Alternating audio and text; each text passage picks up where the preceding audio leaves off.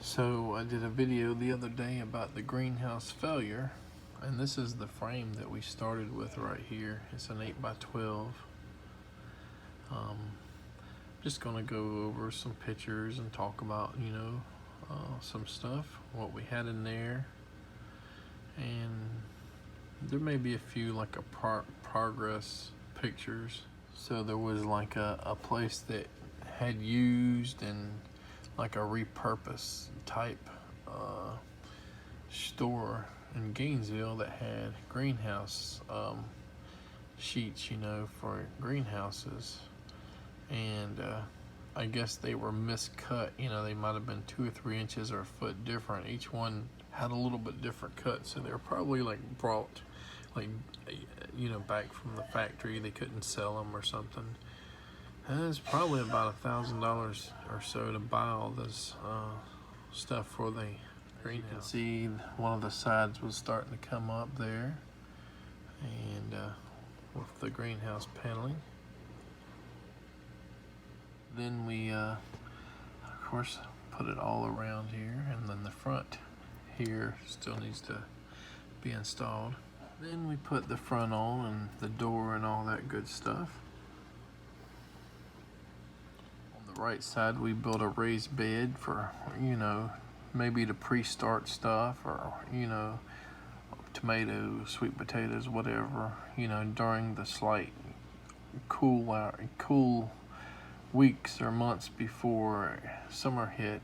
We mulched the inside and a little trail coming down,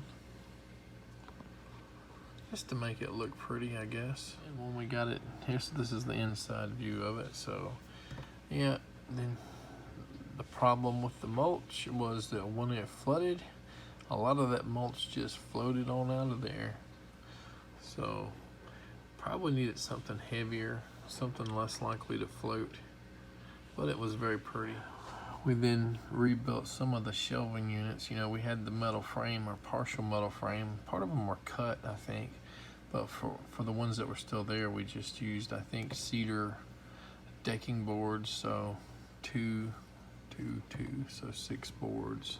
Then came more plants, some hanging baskets and different things. Plants here again, probably slightly different arrangement. I'm going to talk about some of the plants that I had in the greenhouse. This is a Brewster lychee nut, as some people call them. Very popular with like the Filipinos and some of the Asian people.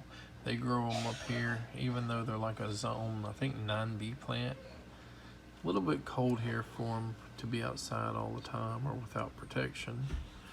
So you would figure it'd be a perfect candidate for a green tree. I bought was a Barbados cherry, a big giant 15-gallon, and I think that Lowe's or Home Depot were clearing these out. They were normally like $70 at the time. I think they were like 20 or so bucks, or $29, along with the big giant pink guavas. And yes, I bought a pink guava as well. They were both on sale. They were getting ready for a hard freeze or something. This was it just says pink guava. And here were 3 more grafted trees here. We had a black sapote, aka chocolate persimmon, a biriba, and an atemoya, which is apparently a cross between a cherimoya and a sugar apple. And we had a phalsa berry, aka sherbet berry. Here's was one of the blooms it had when we got it, or after we got it. Another one is the dwarf sapodilla, aka brown sugar pear, Silas woods, which was another grafted fruit tree, tropical. I love sapodillos, so it's a shame that we lost pretty much everything. This is a bloom from one of my Barbados cherry trees. We got fruit and blooms for a short while. If I remember right, they taste kind of like a star fruit,